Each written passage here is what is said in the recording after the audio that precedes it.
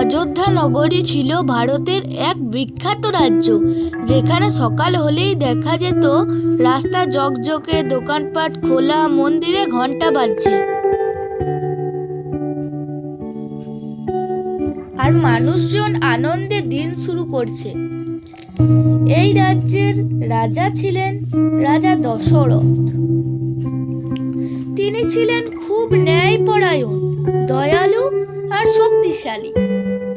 কিন্তু রাজা দশরথের মনে ছিল এক বড় দুঃখ, রাজপ্রাসাদে দুঃখ।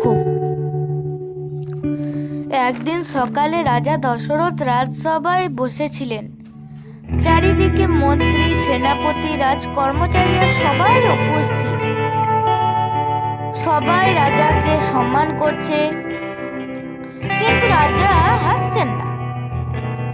মন্ত্রীদের একজন জিজ্ঞেস করল, মহারাজ, আপনার মুখে হাসি নেই কেন? রাজা ধীরে বললেন, আমার রাজ্য বড়, ধনসম্পদ আছে, সেনাবাহিনী আছে, কিন্তু আমার কেন সন্তান নেই?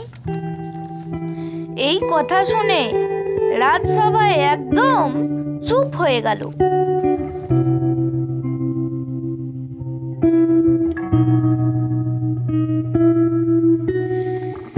রাজা দশরথের 3 রানী ছিলেন।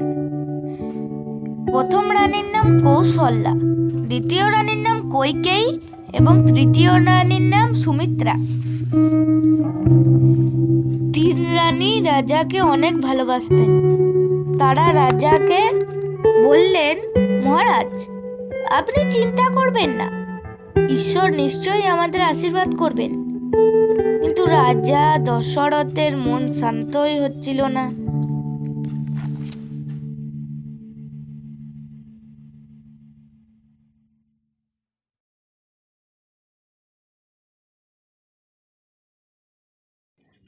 রাত হলে রাজা দশরথ মন্দিরে গেলেন।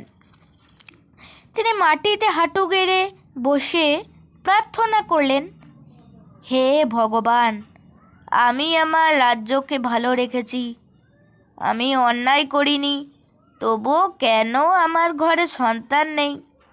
আমি চাই আমার বংশের উত্তরাধিকারী হোক। আমি চাই আমার রাজ্যে এমন একজন রাজপুত্র জন্ম নিক, যে মানুষকে ভালোবাসবে, সত্যের পথে চলবে।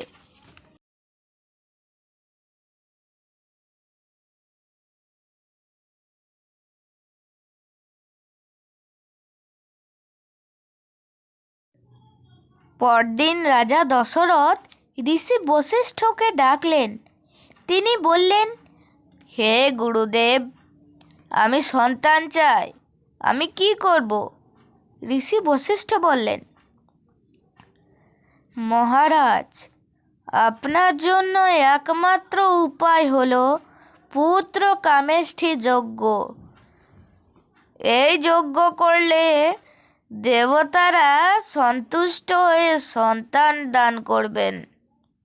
রাজা দশরথ সেই মুহূর্তে সিদ্ধান্ত নিলেন, ঠিক আছে গুরুদেব, আমি যজ্ঞ করব।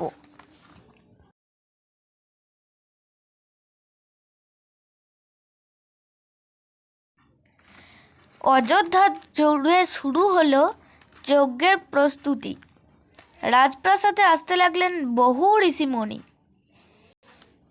যজ্ঞের জন্য ফুল, ফল, কাঠ, ঘি সব কিছু সংগ্রহ করা হলো।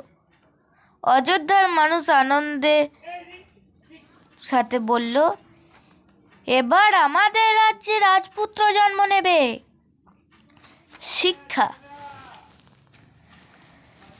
জীবনে সব কিছু থাকলেও একটা ছোট অভাবও মনকে দুঃখী করতে পারে,